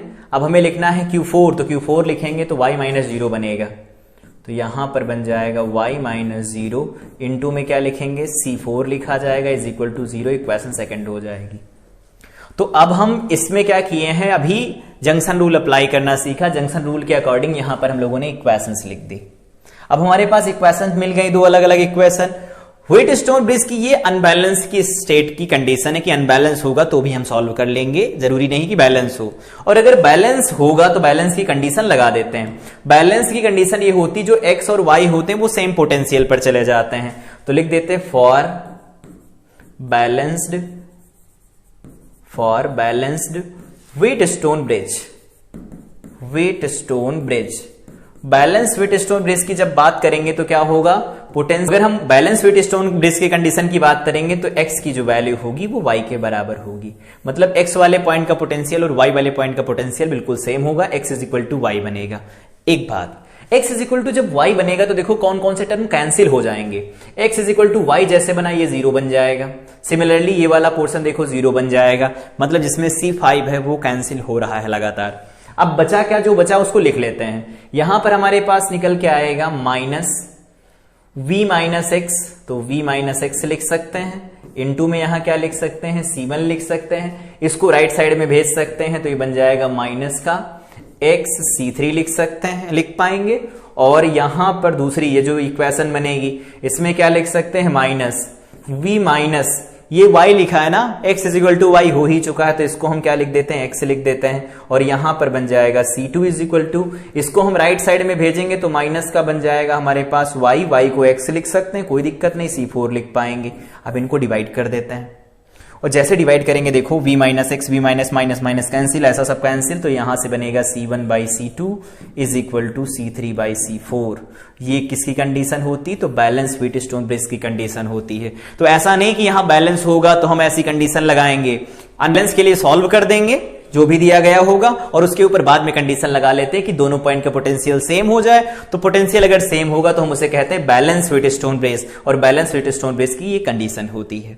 तो इस तरह से व्हीट स्टोन ब्रिज को हम डिस्कस कर सकते हैं। अलग अलग 5 कैपेसिटर जब दिए गए होते हैं तो कभी भी हमें इक्विवेलेंट कैपेसिटेंस निकालनी हो या उस सर्किट को सॉल्व करना हो तो ध्यान रखेंगे अगर बैलेंस होगा तो C5 का यहां कोई काम नहीं रहेगा, वो कैलकुलेशन में इन्वॉल्व नहीं होगा, उसको हम शॉर्ट सर्किट के साथ रिप्लेस कर सकते हैं। ठीक है, तो शॉर्ट सर्किट के साथ रिप्लेस कर सकते हैं, कर देंगे। लेकिन अगर यहां पर जैसे इसके कुछ और भी पॉइंट्स हो सकते हैं, यहां पर ऐसा ना बना करके ऐसा भी बनाया जा सकता है, इसे ऐसा बनाया जा सकता है, कुछ इस तरह से बना सकते हैं हम इसे, ऐसा कुछ, ये ऐसा, ये ऐसा, ये बैटरी बन जाएगी यहां पर कुछ इस तरह से।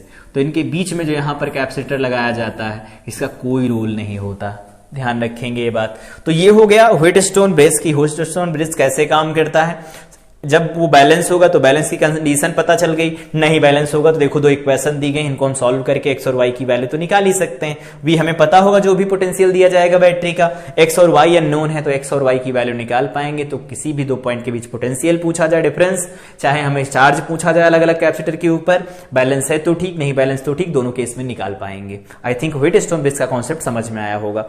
एक्सटेंडेड व्हीट स्टोन ब्रिज की कंडीशन कैसे लगाई जाती है उसे समझते हैं। तो एक्सटेंडेड व्हीट स्टोन ब्रिज का मतलब ये होता है कि एक यहां पर ऐसी लाइन है, ये कुछ इस तरह से यहां पर ऐसा लगा है, कुछ इस तरह से यहां पर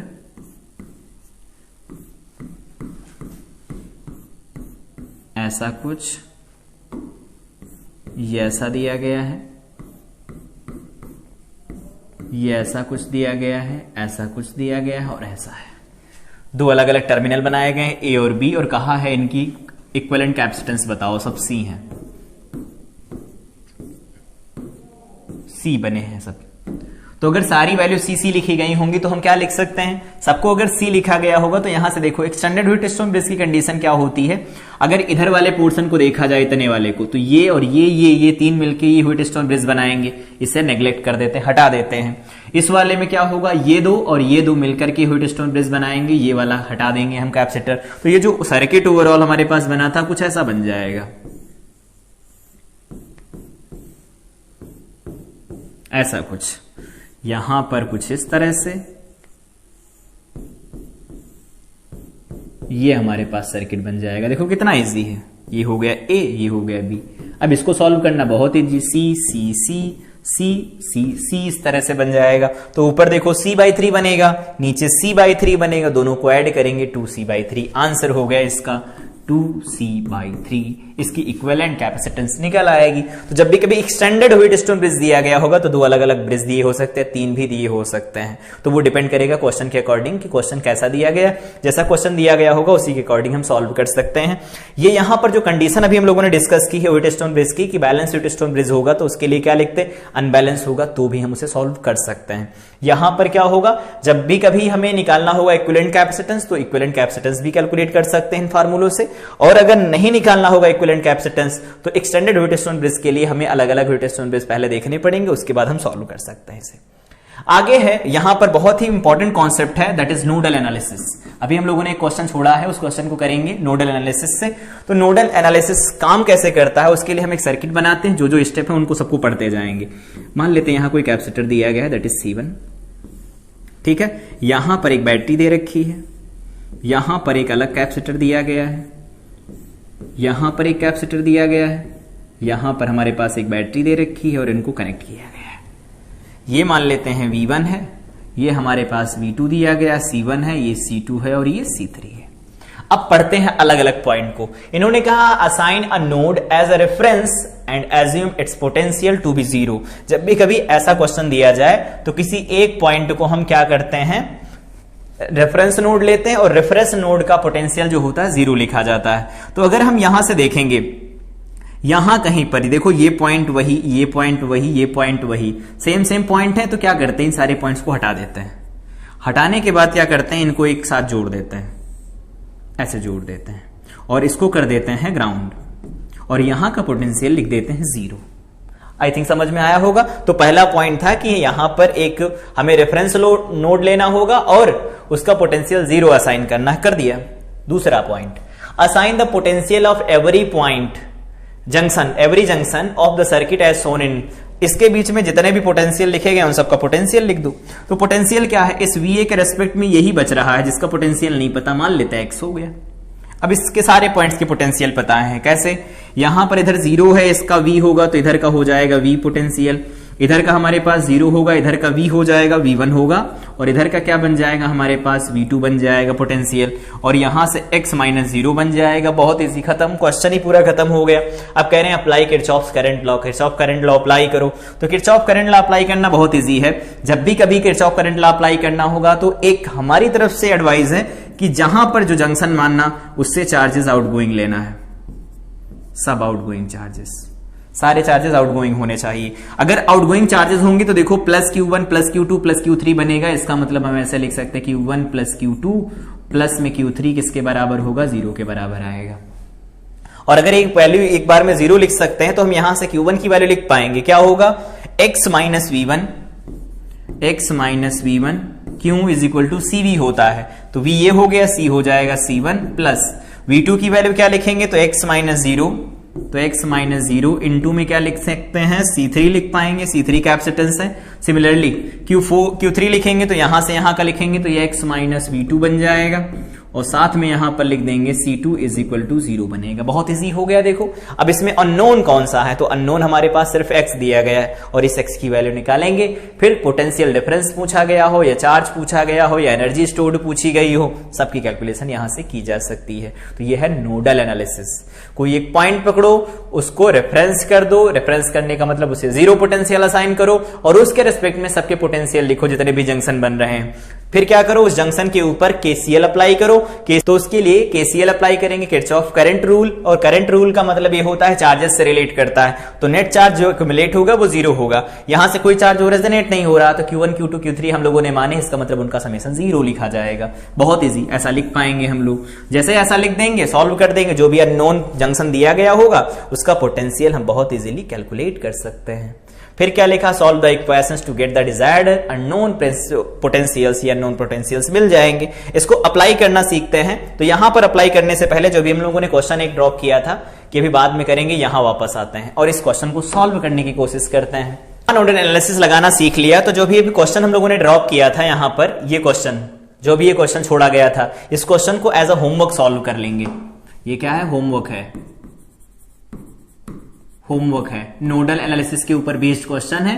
बी का पोटेंशियल 0 मान लेंगे, ए का पोटेंशियल निकालेंगे तो वही हो जाएगा ए और बी के बीच का पोटेंशियल। ये होमवर्क रहेगा। नोडल एनालिसिस अप्रोच लगाना है, नोडल एनालिसिस, ये अप्रोच रहेगा नोडल एनालिसिस। लेकिन इसको लगाया कैसे जाता सर्किट के अंदर, तो अभी हम लोगों ने डिस्कस किया कैसे लगाया जाता है। एक क्वेश्चन पर इसे हम लोग अप्लाई करना सीखते हैं। ये क्वेश्चन दिया गया है बड़ा सा, यहां पर इसमें लगाना बताना है कि in the figure what are the charges on all 4 capacitors. यहां जो कैपेसिटर्स लगाए गए इन सबके ऊपर जो चार्जेस बनेंगे वो चार्जेस कैसे होंगे। मतलब कि यहां पर ये बताना है कि जो यहां कैपेसिटर्स लगाए गए उन सब पर चार्जेस क्या आएंगे वो बताओ सीधे सीधे। तो इस पर अभी हम लोगों ने अप्रोच यहां पर जो लगाया वो अप्रोच क्या था? अप्रोच हमारा था कि नोडल एनालिसिस अप्रोच हम लगाते हैं तब जब यहां पर कोई ग्राउंड करने वाला पोर्शन हो। तो ग्राउंड नहीं करने वाला पोर्शन तो क्या करते हैं, यहां पर ऐसा है तो यहां का पोटेंशियल 0 वोल्ट एज्यूम कर लेते हैं। यहां का 0 होगा तो यहां का पोटेंशियल 0 वोल्ट लिखा जाएगा। यहां का प्लस 10 वोल्ट होगा तो यहां का पोटेंशियल प्लस 10 वोल्ट लिख सकते हैं। ठीक है, यहां का पोटेंशियल पता नहीं तो x, यहां का पता नहीं तो y लिख लेते हैं। सिमिलरली यहां से यहां बढ़ेंगे तो यहां का पोटेंशियल प्लस 5 वोल्ट लिखा जा सकता है और ये 10 5 15 हो जाएगा। यहां पर गेन होगा क्योंकि हम इधर से उधर की तरफ बढ़ेंगे तो क्या होगा, माइनस से प्लस टर्मिनल में जाएंगे, वोल्टेज राइज होगा तो 15 हो जाएगा। तो यहां का 15 होगा तो यहां का भी 15 वोल्ट लिख सकते हैं। आई थिंक ये चीज समझ में आई होगी। अब हमारे पास दो अलग अलग नोड दिए गए हैं, एक ये वाला नोड दिया गया है। इस पर हमें क्या करना है, केसीएल अप्लाई करना है और इसे सॉल्व कर लेना है। तो केसीएल अप्लाई करते हैं। सबसे पहले इस वाले नोड पर देखेंगे चार्जेस जो जा रहे हैं, इधर जा रहा मान लेते हैं Q1, इधर चार्ज जा रहा है Q2 और इधर चार्ज जा रहा है दैट इज Q3। ये Q3 चार्ज जा रहा है। सिमिलरली यहां पर जो चार्ज जा रहा होगा ये मान लेते हैं Q4 चार्ज जा रहा है, इधर जा रहा है Q5, यहां पर जा रहा है Q6। तो ये सोच रहे होंगे कि इधर Q3 जा रहा है उधर से Q4 आ रहा है तो क्यों उधर Q4 और Q3 क्यों दो अलग अलग चार्जेस माने। तो Q4 की वैल्यू जो यहां पर लिखी जाएगी ना Q4 इज इक्वल टू, तो इसे हम माइनस ऑफ Q3 लगा करके लिख लेंगे कि इधर से चार्ज जो जा रहा है वो पॉजिटिव तो उधर से आ रहा होगा वो निगेटिव होगा। वो अलग इशू नहीं है। यहां पर अभी हम क्या करने वाले हैं, इन सभी का सम 0 लिखने वाले हैं। तो अगर सभी का सम 0 लिखेंगे तो लगा सकते हैं according to KCL current Kirchhoff current rule, मतलब चार्ज रूल के बारे में बात करते हैं। तो यहां पर देखो, यहां से यहां जो चार्ज आएगा उसे क्या लिख सकते हैं, x ऐसे लिखते हैं Q1, पहले एक बार लिख देते हैं Q1 plus Q2 plus Q3 is equal to 0। Q is equal to क्या लिखा जाता है, CV लिखा जाता है। तो C हमारे पास दिया गया है 2 माइक्रोफैरेड, V क्या है तो x माइनस 10 बनेगा, प्लस यहां पर Q2 क्या लिखेंगे तो x माइनस 0 बन जाएगा, इंटू C बनेगा तो 2 बनेगा, और C3 लिखेंगे तो क्या लिख सकते हैं x माइनस, यहां पर लिखा जाएगा y, और यहां पर लिखेंगे 4 इज इक्वल टू में 0 बन जाएगा। इसे सॉल्व कर लेते हैं। देखो 2x और ये 2x ये 4x, तो ये बन जाएगा 4 4 8x, और ये बनेगा -20, और ये बन जाएगा -20 यहां बन जाएगा, और बस ठीक है -20 बनेगा। तो यहां 4y लिख देते हैं, -20 तो उधर +20 चला जाएगा। बिल्कुल सिंपल। ये पहले इक्वेशन नहीं, इसे हम 2 से डिवाइड भी कर लेते हैं, 4 से 2, यहां पर बन जाएगा y 5 बनेगा। पहली इक्वेशन बन गई। दूसरी इक्वेशन के लिए क्या करते हैं, इस वाले पर लगा लेते हैं यही। तो यहां पर लिखेंगे Q4 plus Q5 plus Q6 is equal to 0।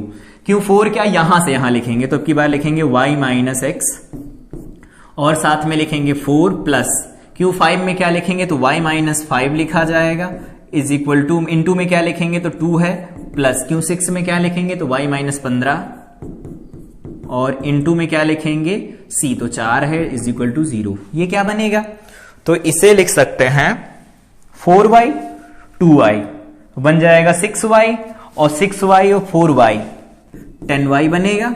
और जो कांस्टेंट आएंगे वो क्या आएंगे, तो देखो माइनस का 4x बनेगा, तो माइनस का 4x लिख देते हैं, और कांस्टेंट में यहां देखो 10 बनेगा, यहां बनेगा 16, तो ये हो जाएगा इज इक्वल टू 70। अब इसे कॉमन ले सकते हैं, इसमें क्या कॉमन मिलेगा, तो कॉमन हम ले सकते हैं यहां पर 2, तो 2 कॉमन लेंगे तो क्या मिल जाएगा 5y माइनस 2x, और इज इक्वल टू में 35 बनेगा। इक्वेशन नंबर ये सेकंड हो गई। इनको सिंपल ऐड कर दो, देखो x x कैंसिल हो जाएगा, ये बनेगा देखो 4y इज इक्वल टू 40, तो y इज इक्वल टू यहां से क्या निकाल सकते हैं, तो ये 4y इज इक्वल टू बन जाएगा 40, तो ये बनेगा 10 वोल्ट बन जाएगा y की वैल्यू। तो y की वैल्यू यहां से 10 वोल्ट आ जाएगी। तो अगर y की वैल्यू हमारे पास निकल के आएगी 10, तो y की वैल्यू 10 कहीं रख लेते हैं तो x भी मिल जाएगा हमें। तो यहां से x की वैल्यू निकाल सकते हैं, इस इक्वेशन में रख लेते हैं। 2x माइनस y मतलब 10 इज इक्वल टू 5, तो 2x इज इक्वल टू बन जाएगा 15, तो x की वैल्यू कितनी आएगी 15/2 बन जाएगा। तो ये हमारे पास x निकल आया और वो y निकल आया। चार्जेस अब बताना बहुत इजी हो गया है। यहां पर Q1 चार्ज क्या होगा, तो Q1 की वैल्यू क्या लिखी जा सकती है, यहां से लिख सकते हैं Q1 is equal to C into V। तो 2 इंटू V क्या बन जाएगा, तो इसे लिख सकते हैं x माइनस 10, तो ये लिखा जाएगा x माइनस 10। सिमिलरली अगर Q2 की वैल्यू लिखेंगे तो क्या लिख सकते हैं, यहां देख लेते हैं, ये Q1 Q2 तो ही लिखा है, ये देखो लिखा है Q1, ये हमारे पास लिखा है Q2, ये हमारे पास लिखा है Q3। तो ये हो गया Q1, ये हो गया Q2, ये हो गया Q3। यहां पर वैल्यू x और y की पुट कर देंगे, मिल जाएगा। सिमिलरली यहां पर देखो क्या लिखा गया है, तो ये लिखा गया है Q4, ये हमारे पास लिखा गया है Q5 और ये जो फाइनल लिखा गया है ये है Q6। इनको कैलकुलेट कर लेंगे x y की वैल्यू रख करके, फाइनल रिजल्ट मिल जाएगा। तो नोडल एनालिसिस कैसे काम करती है, मेश एनालिसिस या लूप एनालिसिस हम कैसे लगाते हैं किसी सर्किट के अंदर, आई थिंक ये सारी चीज समझ में आई होगी। अगर बात करते हैं अगले क्वेश्चन की तरफ, तो यहां पर एक अगला क्वेश्चन दिया गया है। ये क्वेश्चन दिया गया find the potential difference between A and B. तो ए और बी का पोटेंशियल बताना है, वो कितना होगा। इस क्वेश्चन में सॉल्व करना है हमें कि ए और बी के बीच में पोटेंशियल कितना होगा। तो ए और बी के बीच का पोटेंशियल निकालने के लिए हम यहां पर पॉइंट पोटेंशियल मेथड अप्लाई करेंगे। तो पॉइंट पोटेंशियल मेथड अप्लाई करेंगे तो कैसे, यहां का E1 है तो यहां का E1 हो जाएगा, यहां का क्या हो जाएगा 0 हो जाएगा। तो सिमिलरली यहां का 0 हो जाएगा और इधर का E1 हो गया, यहां पर E2 है तो इधर वाला क्या लिखा जाएगा E1 प्लस E2 हो जाएगा। सिमिलरली यहां तक कोई पोटेंशियल का ड्रॉप गेन नहीं, तो E1 प्लस E2 सीधे यहां ट्रांसफर हो जाएगा, तो यहां पर E2 चला जाएगा। तो हमारे पास ये पोटेंशियल मिल गए। ए का पोटेंशियल पता नहीं तो ए का पोटेंशियल मान लेंगे और नोडल एनालिसिस लगा करके इसे सॉल्व कर लेंगे। अब हिंट ये हो गया, ये होमवर्क है क्वेश्चन आगे का। कितना निकल के आएगा, ए और बी के बीच का पोटेंशियल वो खुद ही निकाल सकते हैं।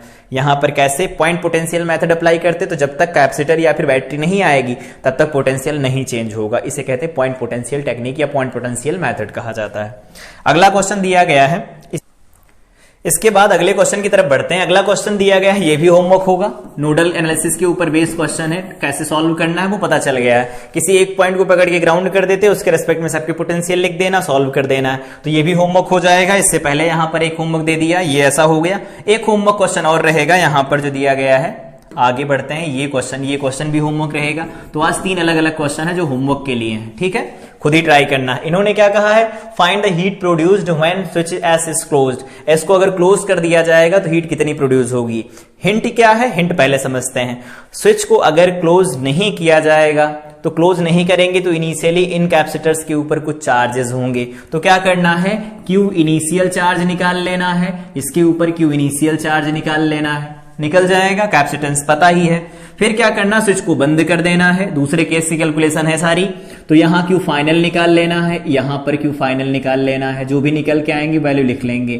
फिर क्या करना होगा, हीट प्रोड्यूस निकालनी है ना हमें, तो हीट प्रोड्यूस ऐसे निकालेंगे। एक बार हम लोग डिस्कस भी कर चुके हैं कैसे निकालते हैं। हीट प्रोड्यूस्ड ऐसे निकालेंगे, you initial minus you final से। तो यहां पर क्या लिख सकते हैं, हाफ सी मतलब यहां पर लिखा जाएगा 2 इंटू 10⁻⁻⁻⁶। तो हाफ सी वी स्क्वायर, या ऐसे लिख देते हैं half of Q into we,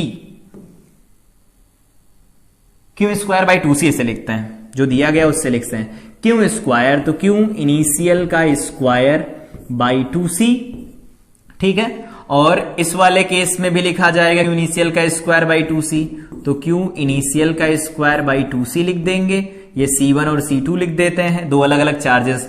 एक का चार्ज यहां पर लिख देना है, दूसरे का चार्ज यहां पर लिख देना है, ये वाला चार्ज यहां पर लिख देना है। ये इनिशियल मिल जाएगी हमें एनर्जी इनके अंदर जो स्टोर होगी।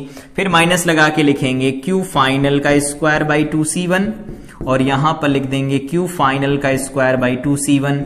यहां पर क्या होगा, ये वाला फाइनल यहां पर नोट कर लेंगे और ये वाला जो फाइनल होगा वो यहां पर नोट कर देंगे और इनका डिफरेंस ले लेंगे। जो भी निकल के आएगा उतने जूल एनर्जी यहां पर हीट के फॉर्म में लॉस होगी। देखो कितना इजी क्वेश्चन है।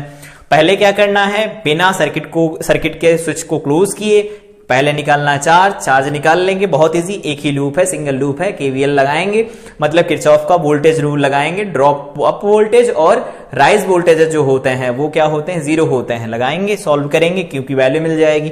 दोबारा से क्या करना, दोबारा से करना है कि फाइनल चार्ज इनके ऊपर क्या आएगा जब स्विच को क्लोज किया जाएगा, दोनों की कैलकुलेशन कर लेंगे, हीट प्रोड्यूस मिल जाएगा। तो आज की क्लास थी ये, जिसमें हम लोगों ने कंप्लीट किया कि केवीएल कैसे अप्लाई करते हैं, केसीएल कैसे लगाया जाता है, किरचॉफ्स ने सर्किट को सॉल्व करने के लिए, किसी कैपेसिटिव सर्किट को सॉल्व करने के लिए जो रूल दिए, वो दोनों रूल क्या थे, उन दोनों रूलों को हम लोगों ने पढ़ा, उन पर क्वेश्चन प्रैक्टिस भी की। 3 क्वेश्चन है जो होमवर्क भी दिए गए, उनको खुद ही सॉल्व कर सकते हैं। और इनफाइनाइट सीरीज जब दी जाती है तो जो चेन रिपीट होती है वहीं से उसको हम इक्विवेलेंट कैपेसिटेंस के साथ लिख करके आगे क्वेश्चन सॉल्व कर सकते हैं। तो ये आज की क्लास थी जिसमें सारी चीजों को हम लोगों ने कवर किया। अगली क्लास में जब हम लोग मिलेंगे तो प्लेट इन्वॉल्विंग प्रॉब्लम के साथ डील करेंगे, जिसमें प्लेटें होती हैं कि नहीं पर चार्ज दिया जाता है, 2 कनेक्टेड होती है, एक बैटरी के साथ कनेक्टेड होती है, उस कॉन्फ़िगरेशन की कैपेसिटेंस कैसे निकालते हैं। साथ में हम लोग पढ़ेंगे सिमेट्री मेथड की सिमेट्री हम कैसे यूज कर सकते हैं कि 2 अलग अलग पॉइंट्स दिए जाएं उनके बीच में कैपेसिटेंस निकालने के लिए। साथ में पॉइंट पोटेंशियल मेथड जो हम अभी देख रहे थे, इसको थोड़ा और डिटेल में समझेंगे। तो तब तक के लिए इन टॉपिक्स को रिवाइज कीजिए। मिलते हैं अगली क्लास में। Till then